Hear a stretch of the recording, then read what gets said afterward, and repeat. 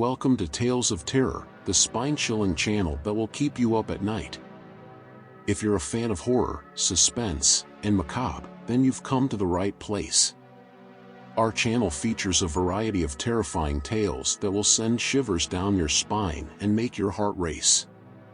So, if you're ready to explore the darker side of storytelling, hit that subscribe button and join our community of horror enthusiasts. We promise to keep the scares coming and the nightmares alive. Welcome to Tales of Terror. Let's get started. I don't even know where to begin because what I'm about to tell you is so unbelievable, but I just have to spill it out. Brace yourself. So, here's the deal. I'm Jack, a 22-year-old living with my parents, and it's just the three of us in our little abode. No sisters, no friends. And you know what they say? They say I'm too much of a loner to go to school. Can you imagine that? Only my dear old mom taught me how to read and write, and that's about it.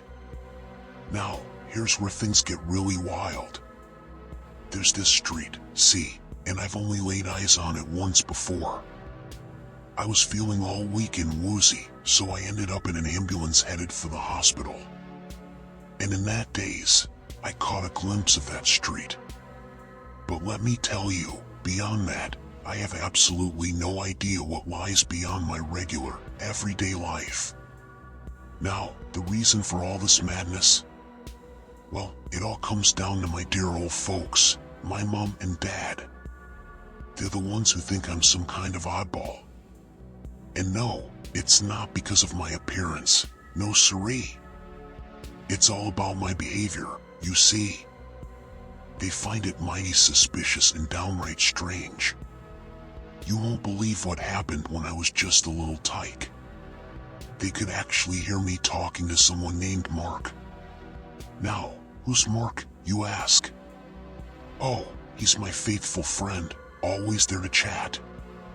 But here's the kicker, I never actually saw him in person. Nope. He would talk to me from behind the wall, his voice echoing in my ears.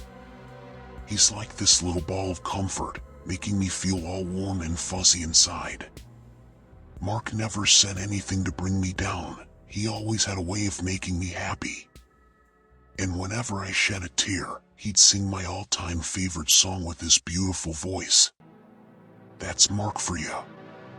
He made me feel like I wasn't alone in this crazy world. I'd spend hours upon hours locked away in my room just to have a chat with him. I mean, who needs to leave the room when you've got such an amazing friend, right? But here's where things took a nosedive. My family, well, they started to think I'd gone bonkers. You see, they couldn't hear Mark's voice, not a peep. It got so bad that they brought in a psychiatrist to give me in-home therapy sessions. But let me tell you, I wasn't having any of it. I knew deep down in my bones that Mark was as real could be. No amount of therapy was gonna convince me otherwise. I stood my ground, and I'll keep on standing for my dear friend Mark. Whoa, hold on tight, cause things are about to take a mind-bending twist. Picture this, I was just a wee lad of 9 when all this madness started, and it continued right up until I hit 18.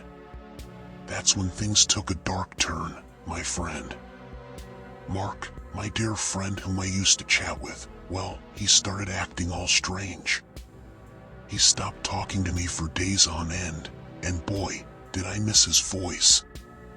But here's the kicker, I couldn't hear a single word he said or fulfill any of his requests. It was like I was trapped in some kind of void. But then, one day, Mark came to me all angry and furious. He told me to do something unthinkable, to kill my dad. You see, Papa had this grand plan to uproot us from our cozy little abode and move to a new house. But Mark, oh no, he couldn't stand the thought of losing our connection. He refused to come along for the ride, and that's when things got seriously weird. Mark warned me that if I dared to step out of that house, death would come knocking on my door. Talk about spine-chilling. But it didn't end there, my friend. Mark, he had a wicked way of playing with my mind. He reminded me of all the terrible moments between me and my father, those times when Papa would hurl those dreaded words my way, "You're not normal." And as his words echoed in my mind, a rage unlike any other began to build within me. I was consumed by anger, and there was something lurking in the shadows, something I couldn't quite see. Then, out of the blue, Mark proposed a chilling plan. He wanted me to kill my father without my mother suspecting a thing. His twisted idea involved luring Papa into my room and plunging a knife deep into his gut. Can you believe it? Should I go through with this gruesome act? Mark assured me he'd take care of the rest, disposing of the body and covering up the crime. How he planned to hide it, I have no clue, but he seemed pretty confident about it. And so, the stage was set. It was 2 a.m, and my father stumbled through the door, exhausted from his late-night work. My mother was fast asleep, blissfully unaware of the terror about to unfold. I stood there, right in the heart of our apartment, and Papa was taken aback to find me wide awake. He questioned why I wasn't sound asleep like any ordinary child. Hold on tight, my adventurous soul, 'cause the roller coaster of events is about to take a terrifying twist. Picture this. I mustered up all my courage and told my father that sleep eluded me, for I had heard the mysterious shuffling under my bed, a sight I dared not witness. Papa, being the brave soul he was, entered my room and knelt down to peek beneath the bed. It was at that hair-raising moment that I swiftly retrieved the concealed knife from my clothes, mustering every ounce of strength, and plunged it forcefully into his back. Not once, but twice more, sending shockwaves through his body. His speech faltered, his movements ceased, and there, lying lifeless before me was my father. Strange as it may sound, a wave of relief washed over me, even though I couldn't fathom why. And just then, Mark's voice echoed in my ears, commanding me to leave the room immediately, entrusting the rest to him. I exited the room, but the weight of what I weighed heavily upon my soul. I sank to the floor, consumed by sorrow and guilt, contemplating the gravity of my actions. But wait, my fearless companion, for the table takes a mysterious turn. In the midst of my desolation, I began to hear crackling lights emanating from my room. Intrigue lured me back inside, guiding my cautious steps as I silently opened the door to behold the unfolding spectacle. And what I beheld was beyond the realms of imagination, a diminutive creature, pitch black from head to toe, with a visage so disfigured it struck terror into my very core. It dragged my dear father's lifeless body beneath the bed with an otherworldly swiftness, vanishing in the blink of an eye. I peered beneath the bed, only to find emptiness, no trace of my father or that uncanny entity. Overwhelmed by the surreal turn of events, darkness swallowed me whole, and consciousness slipped away. As I gradually regained awareness, I found my mother weeping by my side, perched on the edge of the bed. When I mustered the strength to inquire about her tears, she initially attempted to deny their existence. But, unable to contain her grief any longer, she confessed that my father had vanished without a trace for over 2 agonizing days. Hold on tight, my thrill-seeking friend, for the tale takes yet another mind-boggling turn. You see, it's been quite some time since those puzzling events transpired, and yet the memories remain vivid, etched in the depths of my mind. I turned to my mother, perplexed, and questioned the passage of time. Had I truly lost consciousness?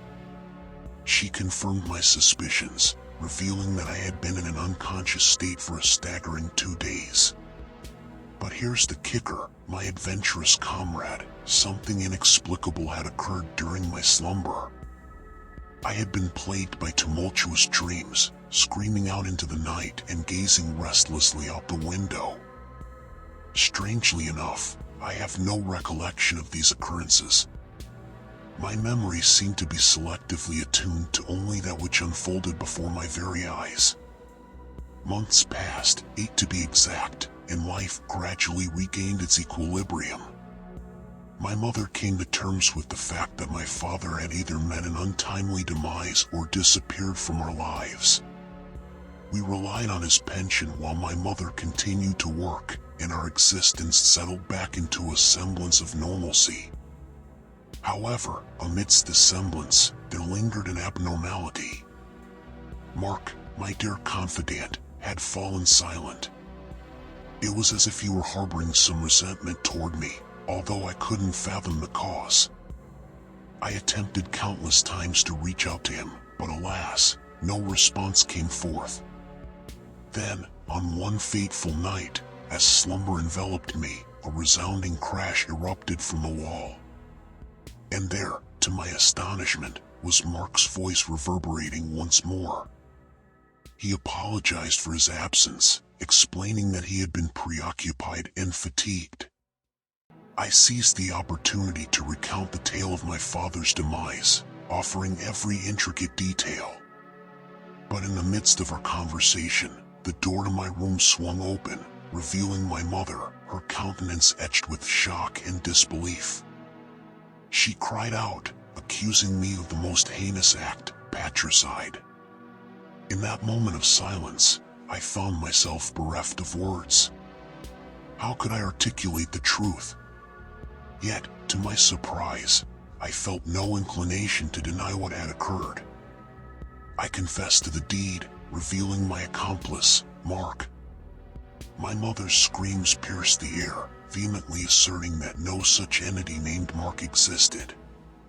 She claimed I had conjured up this entire charade within my own troubled mind.